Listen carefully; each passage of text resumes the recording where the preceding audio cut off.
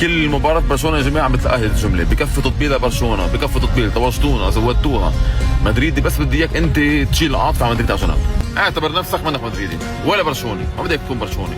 بالله عليك شوف هالاحصائيات، 18 مباراة 17 فوز، بتقلي ما تطبل وزودتوها بتطبيل. والله مش كمان بس الفوز، شوف يا اخي المتعة، شوف الاحصائيات، شوف الاستمتاع بالمباريات.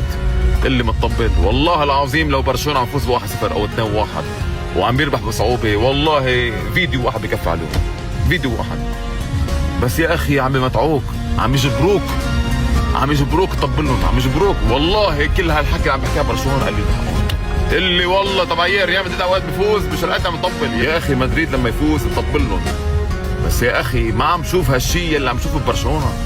والله العظيم يا جماعه مش انه والله ميل بهيدا الفريق ولا هيدا فريق، اقسم بالله بعتبروا الاثنين بالنسبه لي 50-50 بالتطبيل والجرد لما يخسروا.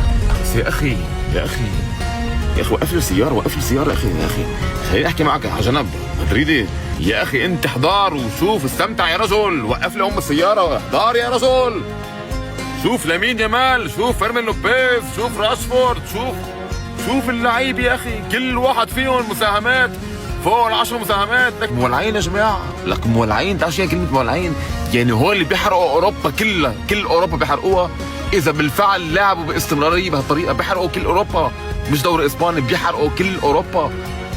اللي بلا تطبيل وطوشتونا يا اخي، انتوا طوشتونا بكلمه بلا تطبيل. يا اخي استمتع، استمتع. أن تكون ممتعا.